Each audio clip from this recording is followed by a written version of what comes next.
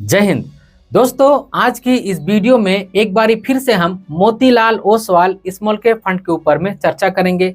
आज की इस वीडियो में हम Motilal Oswal small cap fund की डिटेल में रिव्यू करेंगे, ताकि अगर आप Motilal Oswal small cap fund में इन्वेस्ट करने की सोच रहे होंगे तो आपकी इन्वेस्टमेंट की डिसीजन बहुत हद तक आसान हो जाए। और अगर आपने Motilal Oswal small cap fund में पहले से इन्वेस्ट करके रखा है तो आपको ये मालूम होना चाहिए कि आपने निवेश करके सही किया या फिर नहीं किया। तो आज की ये वीडियो बहुत ही इन्फॉर्मेटिव होने वाली है, इसलिए मैं रिक्वेस्ट करूंगा आप सभी से कि इस वीडियो को अंत तक जरूर देखिएगा। तो स्वागत है आप सभी का एक नई वीडियो में। आशा करता हूँ आप सब अच्छे होंगे। मैं हूं अनवर अंसारी। चलिए पेश करते हैं। तो अब आप देख सकते हैं हम आ गए हैं लैपटॉप की स्क्रीन के ऊपर, और जितनी सारी फिल्टर्स थी उसे मैंने पहले से ही अप्लाई कर दिया है ताकि आपका समय कम से कम लगे। अब देखिए, क्योंकि मैं इस वीडियो के अंदर में Motilal Oswal small cap fund का डिटेल आप सभी को बताने वाला हूं, तो अगर मैं धीरे धीरे बोलूंगा तो वीडियो बहुत ज़्यादा लंबी हो जाएगी। इसलिए मैं कोशिश करूंगा कि आपको जल्दी जल्दी सारी चीज़ें जो हैं वो आप सभी को बताऊं। तो सबसे पहले हम AUM साइज चेक कर लेते हैं कि Motilal Oswal small cap fund का AUM साइज कितना है फिलहाल। तो जब मैं वीडियो शूट कर रहा हूँ तो तारीख है 20 फरवरी 2025। तो 20 फरवरी 2025 के दिन हमें जो डेटा देखने को मिल रहा है उसके मुताबिक 4061 करोड़ रुपए फिलहाल इस फंड में लोगों ने लगा करके रखा है। तो जितना समय इस फंड का हुआ है उस लिहाज से अगर देखा जाए तो इस फंड में अच्छा पैसा लगा हुआ है। बहुत ज्यादा लोगों ने इस फंड के ऊपर में विश्वास दिखाया है, इसीलिए इतना अच्छा AUM साइज इस फंड का हो पाया है। अब हम थोड़ा सा परफॉर्मेंस चेक कर लेते हैं, और सबसे पहले 3 मंथ का एब्सोल्यूट रिटर्न हम चेक करेंगे। तो 3 मंथ का एब्सोल्यूट रिटर्न जब आप चेक करेंगे तो सारे ही फंड का आपको माइनस में रिटर्न देखने को मिलेगा। लेकिन हमें ये देखना है कि माइनस में रिटर्न तो है, लेकिन कौन सा वो फंड है जिसमें हमें सबसे कम माइनस में रिटर्न देखने को मिल रहा है। तो आप देख सकते हैं क्वांटम स्मॉल कैप फंड है जिसमें लगभग 8.5% का माइनस में रिटर्न है। ट्रस्ट स्मॉल कैप फंड है, एक्सिस स्मॉल कैप फंड है, और चौथे नंबर पर Motilal Oswal small cap fund है जिसमें हमें लगभग 10% के आसपास का माइनस में रिटर्न देखने को मिल रहा है। तो पहले से चौथे में बहुत ज्यादा अंतर नहीं है, लगभग 1.5% के आसपास का अंतर है। तो आप ये बोल सकते हैं कि जिन फंड में 3 महीने के दौरान सबसे कम गिरावट हुई है उसमें Motilal Oswal small cap fund भी शामिल है। वहीं पे अगर सबसे ज्यादा गिरावट होने वाले फंड को देखा जाए तो आप देख सकते हैं कि bank of India small cap fund है जिसमें लगभग 15%, Tata small cap fund, HSBC, union, Aditya Birla, ये वो फंड है जिनमें हमें 3 महीने के दौरान सबसे ज्यादा गिरावट देखने को मिल रही है। अब हम 6 मंथ का एब्सोल्यूट रिटर्न चेक करते हैं। तो जब आप 6 मंथ का एब्सोल्यूट रिटर्न चेक करेंगे तो यहाँ पे भी आपको स्मॉल कैप फंड की कैटेगरी में जितने भी फंड हैं उन सभी में माइनस में ही रिटर्न देखने को मिलेगा। तो अब हमें यहाँ पे भी यही देखना है कि किस फंड में सबसे कम माइनस में हमें रिटर्न देखने को मिला है। तो यहाँ पे भी आप देख सकते हैं कि 1 नंबर पर, यानी कि सबसे कम माइनस में रिटर्न हमें 6 महीने के दौरान जिस फंड में देखने को मिल रही है वो है Motilal Oswal small cap fund. इसमें लगभग आपको 8% का माइनस में रिटर्न देखने को मिल रहा है। वहीं पे 6 महीने के दौरान सबसे ज्यादा जिसमें माइनस में रिटर्न हमें देखने को मिल रहा है वो है Mahindra Manulife small cap fund, Quant small cap fund, Franklin smaller company. इन सभी में लगभग 16, 17, 18% के आसपास में माइनस में रिटर्न हमें देखने को मिल रहा है। अब हम 1 साल का एब्सोल्यूट रिटर्न चेक करते हैं कि 1 साल के एब्सोल्यूट रिटर्न के बिहाफ पर किस फंड का परफॉर्मेंस सबसे अच्छा है। तो आप देख सकते हैं कि Motilal Oswal small cap fund ने 1 साल के एब्सोल्यूट पीरियड के दौरान 17% का प्लस में रिटर्न दिया है। वहीं पे अगर हम थोड़े से सबसे खराब परफॉर्मेंस करने वाले फंड को देखें तो क्वांट स्मॉल कैप फंड है जिसमें लगभग 6% का माइनस में रिटर्न है। 3.5% का minus return Baroda PNB Paribas small cap fund में है। सुंदरम स्मॉल कैप फंड में देख सकते हैं 2.5% का माइनस में रिटर्न है। तो ये वो फंड है जिन्होंने नेगेटिव में रिटर्न दिया है या फिर बहुत कम पॉजिटिव में रिटर्न दिया है। तो इस लिहाज से अगर देखा जाए तो 1 साल के एब्सोल्यूट पीरियड के बिहाफ पर Motilal Oswal small cap fund ने बहुत ही शानदार रिटर्न दिया है, लगभग 17% प्लस में। अब अगर हम 3 साल का CAGR चेक करें तो क्योंकि इस फंड को 1 साल के आसपास ही हो रहे हैं तो 3 साल का CAGR कहाँ से अवेलेबल होगा। तो 3 साल का CAGR इस लिहाज से कंपेयर करना नहीं बनता है, इसलिए हम 3 साल के CAGR को छोड़ देते हैं। अब हम P रेशियो चेक कर लेते हैं। P रेशियो का मतलब ये होता है प्राइस टू अर्निंग, यानी कि जिन भी फंड का P रेशियो सबसे ज्यादा होगा उनके पोर्टफोलियो में ऐसा माना जाता है कि थोड़े से एक्सपेंसिव, थोड़े से ओवर वैल्यूड स्टॉक्स ज्यादा हैं। तब हम ये चेक करते हैं कि सबसे ज्यादा P रेशियो किस फंड का है। तो देख सकते हैं ट्रस्ट स्मॉल कैप फंड का P रेशियो लगभग 64 के आसपास में है। Invesco India small cap fund का पी रेशियो लगभग 61.5% के आसपास का है। बैंक ऑफ इंडिया का देख सकते हैं 60 का है। Motilal Oswal small cap fund का भी देख सकते हैं लगभग 55 का है। तो यहाँ पे आप देख सकते हैं इस लिस्ट में Motilal Oswal small cap fund भी है। तो इस बात से इनकार नहीं किया जा सकता है कि इनके पोर्टफोलियो में जो स्टॉक्स हैं वो थोड़े से ओवरवैल्यूड, थोड़े से एक्सपेंसिव जरूर हैं। अब हम थोड़ा सा होल्डिंग भी चेक कर लेते हैं, क्योंकि ये जो सारे फंड है वो स्मॉल कैप फंड की कैटेगरी के फंड है। तो अब हम ये चेक करते हैं कि किस फंड के पोर्टफोलियो में कितना स्मॉल कैप का होल्डिंग है, कितना मिड कैप का होल्डिंग है और कितना लार्ज कैप स्टॉक्स का होल्डिंग है। देखिए, क्योंकि ये स्मॉल कैप कैटेगरी के फंड है, तो अगर ये 100% भी होल्डिंग स्मॉल कैप स्टॉक्स का रख लेते हैं तो कहीं से भी कोई गलत नहीं है। लेकिन इसका मतलब ये नहीं होता है कि ये जो फंड है ये अच्छा परफॉर्मेंस करेगा ही। अच्छा अगर पोर्टफोलियो में कॉम्बिनेशन है और परफॉर्मेंस अच्छा है और रिटर्न अच्छा दे रहा है तो सबसे अच्छा उसी को माना जाता है। तो सबसे पहले हम स्मॉल कैप स्टॉक्स का होल्डिंग चेक कर लेते हैं। तो ये वो फंड है जिन्होंने स्मॉल कैप स्टॉक्स में अपनी सबसे ज्यादा होल्डिंग लेके रखी है। जैसे डीएसपी में देख सकते हैं लगभग 90% से ज्यादा है, जेम में भी देख सकते हैं लगभग 90% के आसपास का है। तो ये वो फंड है जिन्होंने अपने पोर्टफोलियो में सबसे ज्यादा स्मॉल कैप स्टॉक्स की होल्डिंग लेकर के रखी है। वहीं पे अगर हम Motilal Oswal small cap fund की होल्डिंग चेक करें तो लगभग 72% के आसपास का देखने को मिल रहा है, जो कि मेरे हिसाब से ठीक है, क्योंकि 65% की तो मैंडेटरी है। तो 7% के आसपास यहाँ पे ज्यादा होल्डिंग हमें देखने को मिल रही है, जो कि मेरे हिसाब से बहुत अच्छा इन्होंने अपने स्मॉल कैप स्टॉक्स में होल्डिंग लेकर के रखी है।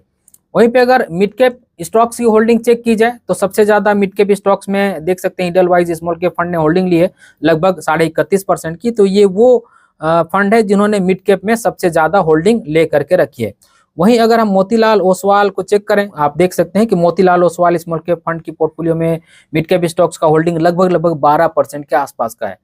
अब हम लार्ज कैप स्टॉक्स का होल्डिंग चेक कर लेते हैं। तो आप यहाँ देख सकते हैं क्वांट स्मॉल कैप फंड में सबसे ज्यादा लार्ज कैप की होल्डिंग है लगभग 26% के आसपास की। लेकिन अगर आप Motilal Oswal small cap fund में देखेंगे तो लगभग आपको 7% के आसपास की होल्डिंग आपको देखने को मिलेगी। तो पी रेशियो देख सकते हैं नो डाउट थोड़ा सा ज्यादा है, लेकिन स्मॉल कैप स्टॉक्स का होल्डिंग 72% का बहुत शानदार, 12% इन्होंने मिड कैप स्टॉक्स में भी लगा के रखा है और 7% लगभग लार्ज कैप स्टॉक्स में भी लगा के रखा है। अब हम ये देख लेते हैं कि ओवरऑल इन फंड ने इक्विटी में कितना पैसा लगा करके रखा है। तो अब आप देख सकते हैं सबसे ज्यादा पैसा जेएम स्मॉल कैप फंड ने इक्विटी में लगा के रखा है, ऑलमोस्ट 97% के आसपास का। तो ये जो ऊपर के लगभग 4-5 आपको फंड देखने को मिल रहे हैं, ये लगभग 97% के आसपास का अपना पैसा जो है वो इक्विटी में लगा के रखे हैं। तो आप ये कह सकते हैं कि ऑलमोस्ट इनका जो पैसा है सारा इक्विटी में, यानी कि जो शेयर्स हैं small cap mid cap company के, उनमें लगे हुए हैं। वहीं पे अगर हम Motilal Oswal small cap fund को देखें कि इन्होंने कितना पैसा लगा के रखा है, तो आप देख सकते हैं कि इन्होंने लगभग 90.5% के आसपास का पैसा इन्होंने लगा करके रखा है इक्विटी में। तो इनके पास लगभग 9.5-9.25% के आसपास में जो पैसा है वो कैश में भी है, क्योंकि अगर आप डेट में चेक करेंगे तो इनका यहाँ पे जीरो यहाँ पे एक्सपोजर देखने को मिल रहा है। इसका मतलब डेट में इन्होंने कोई पैसा नहीं लगा के रखा है। तो अगर इन्होंने डेट में कोई पैसा नहीं लगा के रखा है तो आपको सीधी सी बात है कि इनके पास लगभग 9.25-9.5% के आसपास में पैसा कैश में पड़ा हुआ है। तो अभी तक तो हमने ये परफॉर्मेंस वगैरह चेक किया, चलिए कुछ और भी डिटेल हम चेक करते हैं। तो आप देख सकते हैं अगर मैं Motilal Oswal small cap fund की एनएवी की प्राइस की बात करूं तो यहाँ पे आपको 12.34 रुपए पर देखने को मिल रहा है। तो बहुत सारे ऐसे लोग होते हैं जिनको कम एनएवी वाले जो म्यूचुअल फंड की स्कीमें है वो पसंद आती है। खैर मेरा ऐसा मानना नहीं है, एनएवी की प्राइस कम या ज्यादा होने से वैल्यूएशन पर फर्क नहीं पड़ता है। तो अगर मैं इसकी हाई देखूं कि कितना हाई था, तो आप देख सकते हैं 15.37 रुपए से गिर करके अभी ये फिलहाल 12.34 रुपए पर ट्रेड कर रहा है। तो अच्छा खासा ये भी फंड नीचे आया है, ठीक ठाक लेवल पर ये भी पहुंच गया है, क्योंकि इसमें भी हमें ठीक ठाक गिरावट यहाँ पे देखने को मिल रही है। अब अगर कुछ और डिटेल हम चेक करें, जैसे अगर मैं की मैट्रिक्स की बात करूं तो इसका जो एक्सपेंस रेशियो है 0.41%, यानी कि आधे परसेंट से थोड़ा सा कम है। पी रेशियो हमने देख ही लिया, खैर ठीक है, क्योंकि इस तरह के जो फंड होते हैं इनमें थोड़ा सा पी रेशियो में ज्यादा ही देखने को मिलता है। बाकी के रेशियोज देख सकते हैं आप ठीक ठाक है। अगर स्कीम इन्फॉर्मेशन की बात की जाए तो प्लान ग्रोथ आपको मिलने वाला है, लॉक इन पीरियड इसमें नहीं है। एग्जिट लोड लगता है अगर आप 365 दिन से पहले विड्रॉल कर लेते हैं। एसआईपी इसमें कर सकते हैं, लमसम इसमें कर सकते हैं 500 रुपए से। अच्छी बात यह है कि आप इसमें सेकेंड बार जब लमसम करेंगे तो वो भी आप 500 रुपए से ही कर सकते हैं। तो लमसम का अमाउंट इन्होंने बहुत कम रखा है, इस लिहाज से जो भी ऐसे लोग हैं जिनके पास कम पैसा होता है वो भी इसमें बड़े आराम से एसआईपी या लमसम कर सकते हैं। इस फंड का जो इंडेक्स बेंचमार्क है वो है निफ्टी स्मॉल कैप 250 TRI। अब अगर यहाँ पे आप पीयर कंपेयर करके देखें तो खैर ये जो फंड है Motilal Oswal small cap fund, ये थोड़ा सा नया फंड है, और पीयर कंपेयर में जो हमें फंड दिखाया जा रहा है वो पुराने फंड है, जैसे Nippon India small cap fund, HDFC small cap fund, SBI small cap fund. तो अगर इनका एक साल का रिटर्न चेक किया जाए तो इस लिहाज में तो हमने देख ही लिया है कि Motilal Oswal small cap fund का सबसे बेहतर रिटर्न रहा है, और 3 साल का इसका रिटर्न अवेलेबल है नहीं, और लाइफ टाइम का रिटर्न यहाँ पे दिखा रहा है कि Motilal Oswal small cap fund का 19.99% यानी कि अप्रोक्सीमेट 20% का है। तो मेरे हिसाब से ये जो लाइफ टाइम का जो CAGR है इसको भी कंपेयर करना सही नहीं होगा, क्योंकि इन फंड का बहुत पुराना पास्ट रिकॉर्ड है, और ये जो यहाँ पे लाइफ टाइम रिटर्न दिखा रहा है ये सिर्फ 1 साल के आसपास का दिखा रहा है। तो लाइफ टाइम CAGR कंपेयर करना भी नहीं बनता है। 1 साल में हमने देख लिया कि सबसे अच्छा performance Motilal Oswal small cap fund का हमें देखने को मिल रहा है। अब हम थोड़ा सा एसेट एलोकेशन देख लेते हैं। तो आप यहाँ देख सकते हैं कि इन्होंने इक्विटी में 90.67% यानी कि लगभग 90.5% के आसपास में पैसा लगा के रखा है। और कैश एंड इक्विवेलेंट की बात की जाए, जैसा कि मैंने अभी वीडियो में शुरुआत में बात की, तो इनके पास लगभग 9.33% यानी कि 9.25% के आसपास में पैसा कैश में पड़ा हुआ है, जो डेटा हमें पहले भी वहां पे देखने को मिल रहा था। अब अगर सेक्टर डिस्ट्रीब्यूशन की बात की जाए तो अदर्स में इन्होंने लगभग 14% के आसपास पैसा लगा के रखा है। इलेक्ट्रॉनिक कंपोनेंट एंड इक्विपमेंट में देख सकते हैं लगभग 10.5% से थोड़ा ज्यादा पैसा लगा के रखा है। रिटेल स्पेशलिटी में देख सकते हैं लगभग 8% पैसा। इंडस्ट्री मशीनरी में देख सकते हैं लगभग 7% के आसपास पैसा, और लैब एंड लाइफ साइंसेज में देख सकते हैं लगभग 7% के आसपास पैसा। तो इस तरह के 19 और सेक्टर हैं जिसमें इन्होंने अपना सारा पैसा लगा करके रखा है। अब हम थोड़ा सा ये जो सेक्टर वेटेज है इसको चेक कर लेते हैं कि क्या ये सेक्टर के वेटेज में बदलाव करते हैं या फिर नहीं करते हैं। तो सबसे पहले हम अदर्स चेक कर लेते हैं, क्योंकि अदर्स में ही इन्होंने सबसे ज्यादा पैसा लगा के रखा है। तो आप देख सकते हैं मार्च 2024 में इनका जो पैसा लगा हुआ था वो लगभग 10.5% के आसपास में लगा हुआ था। बीच में इन्होंने बढ़ा करके उसको लगभग 18.25% किया, और अभी फिलहाल हमें लगभग 14% के आसपास का जनवरी 2025 में यहाँ पे वेटेज देखने को मिल रहा है। तो बदलाव तो ये कर ही रहे हैं। अब कुछ और भी सेक्टर देख लेते हैं, जैसे इलेक्ट्रॉनिक कंपोनेंट की बात की जाए तो यहाँ पे भी देख सकते हैं कि मार्च 2024 में लगभग 12.5% के आसपास का एक्सपोजर था, जिसे इन्होंने बीच में बढ़ाया और अब घटा करके लगभग 11.25% के आसपास में इन्होंने कर दिया है। वहीं पे अगर रिटेल स्पेशलिटी की बात की जाए तो इसमें आप देख सकते हैं मार्च 2024 में लगभग 3.5% के आसपास का एक्सपोजर था, जिसे इन्होंने बढ़ा करके लगभग 8% का कर दिया है। वहीं पे अगर इंडस्ट्रियल मशीनरी की बात की जाए तो इसमें देख सकते हैं कि मार्च 2024 में लगभग 11.5% के आसपास का एक्सपोजर था, जिसे इन्होंने घटा करके जनवरी 2025 में 7% के आसपास में कर दिया।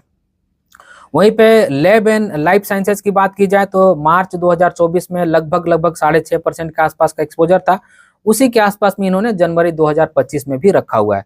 तो इन सारी चीजों को देख करके ऐसा लग रहा है दोस्तों कि ये जो सेक्टर वेटेज है इसमें ये लगातार बदलाव कर रहे हैं, और अपने पोर्टफोलियो को इन्होंने बहुत ही अच्छे से डाइवर्सिफाई भी करके रखा है, क्योंकि बहुत सारे सेक्टर में इन्होंने अपना पैसा लगा करके रखा है।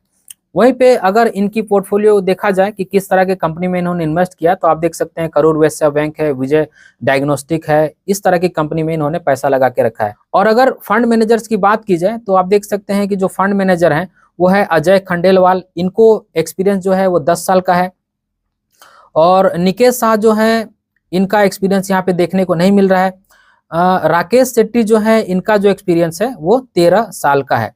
और एक चीज मैं और आपको दिखा दूं जो बहुत ही इंपॉर्टेंट है, आप यहाँ देख सकते हैं फंड मैनेजर परफॉर्मेंस लिखा हुआ है, यहाँ पे 66 लिखा हुआ है, यानी कि 66 जो स्कीम है स्मॉल कैप फंड की कैटेगरी का, उसमें से जो सबसे बेहतर फंड मैनेजर है उनको यहाँ पे रैंकिंग दी जाती है। अब 66 इसलिए यहाँ पे दिखा रहा है, अगर आप एएमसी देखने जाए तो लगभग 44-45 के आसपास में एएमसी है, तो स्मॉल कैप फंड 66 कहाँ से हो जाएंगे। तो रेगुलर और डायरेक्ट दोनों को यहाँ पे काउंट करके बताया जा रहा है 66। तो इस लिहाज से अगर देखा जाए तो एक नंबर पर जो रैंक कर रहे हैं ना स्मॉल कैप फंड को मैनेज करने के मामले में, वो है अजय खंडेलवाल। इन्होंने अपना जो फंड है, जो Motilal Oswal small cap fund है, इससे इन्होंने लगभग 17% का प्लस में रिटर्न दिया है। इसी वजह से ये स्मॉल कैप जो फंड है इसको मैनेज करने के लिहाज से एक नंबर पर रैंक कर रहे हैं। इंडस्ट्री में जितने भी स्मॉल कैप कैटेगरी के फंड हैं उन सबसे बेहतर परफॉर्मेंस अभी फिलहाल हमें अजय खंडेलवाल जी का देखने को मिल रहा है। सिर्फ अजय खंडेलवाल जी को क्रेडिट देना अच्छा नहीं होगा। ये ओवरऑल ये जो तीनों ही फंड मैनेजर हैं, आप ये कह सकते हैं कि बहुत ही शानदार परफॉर्मेंस कर रहे हैं। इसी वजह से हमें इस तरह का शानदार रिटर्न देखने को मिल रहा है। तो ये वो डिटेल थी दोस्तों जिसको मैंने इस वीडियो के अंदर में आप सभी को बताया। मुझे उम्मीद है कि इन सारी डिटेल को देख करके आपको अंदाजा लग गया होगा कि आपको क्या करना चाहिए।